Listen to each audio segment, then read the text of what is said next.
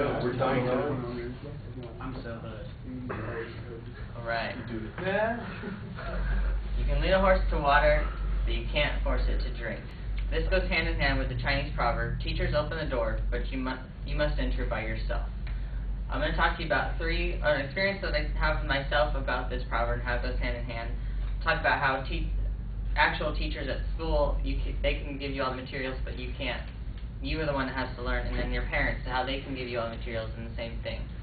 So I have a little baby niece that I told you all about at the beginning of the semester, and she's just turned 1, so we're teaching her how to walk. And she'll stand up by herself, and we'll hold our hands, and we'll let her go, and she'll stand up for 2 seconds. Then we have to go around in front of her and bribe her with our cell phone or something to walk towards us, and she'll sit on her butt and crawl towards us and grab the cell phone. We try to teach her how to walk, and it's so frustrating. We clear the path so she doesn't have anything to trip over, and she doesn't want to do it. We think she's lazy, but we give her all the opportunities to walk. We bribe her, we clear the path, but she won't walk. So that's just an example of that. How we open the door for her to walk, not a literal door, well, sometimes, but she's not walking. So just whenever she's ready, we have to realize that she's going to walk. At school, teachers give lecture after lecture, and they can be boring, and they can be long, and they can be stupid sometimes, you think, and all the tests that they give, we get tests all the time. That's really just another way for the teachers to open the door for your success. And if you're not the one studying, if you're not going to take the initiative and listen in class, then you're just walking away from an open door and opportunities of a world that's much bigger and has way more to offer for you. And also your parents, they teach you all these rules, like we heard earlier.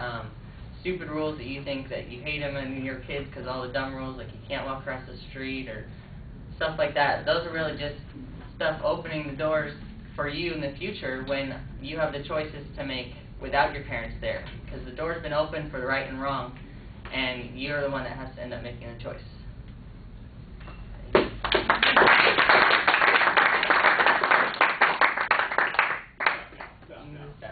Nope. Thank you.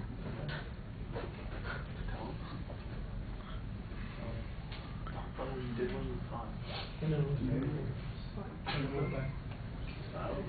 gonna get a grade.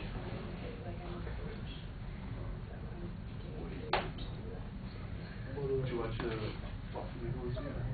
Did you watch Boston Eagles?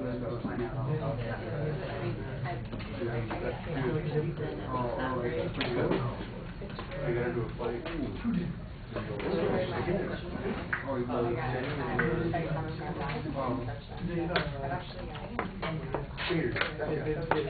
But you gotta do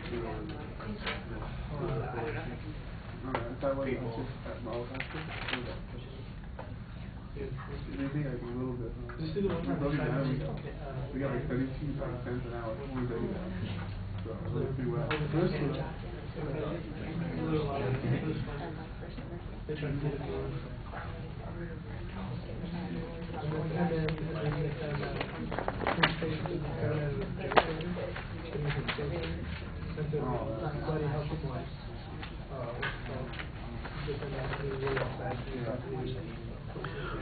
All right, John, I thought that the intro was pretty solid. You've got a good quote that kind of relates to the quote that you're going to be talking about.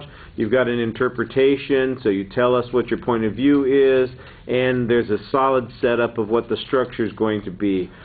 On your first point, you had some good examples. You talk about it in a personal way. It's kind of interesting, and it's got some charm to it, and I like the idea there. The second point kind of stays at an abstract level, and the third point, I'm not even sure that it's very distinctive. It just sort of fades into the speech as I was listening to it. On presentation issues, I think you could project your voice a little bit more, but I could hear you, and there is variety in your voice. It seemed to be pretty fluent. There are a lot of good indicators. You seem very involved. That's the one place in the speech where you're clearly the most involved. Your facial expressions, you look friendly and you're smiling at the audience, but I think you could use a little bit of variety. I don't want to say you've got a dumb grin on your face the whole time. That's not what I mean, but it is kind of the same mask the whole time that you're speaking, and you need to, change it up a little bit here and there. Your eye contact, you're looking around the room a lot, and sometimes I got the feeling that your eyes were a little downcast, and when you did come across and make contact with people, I thought it was very short. I'm not saying you have to stare people down, but give them a couple of seconds. I think you're giving them a fraction of a second, and so that's just something it's about pacing there. It's a 2-minute, 17-second presentation, and I thought that the ending was really kind of abrupt. It just seemed to stop. I hit a wall, I'm done, and then you got off stage. All right, thank you.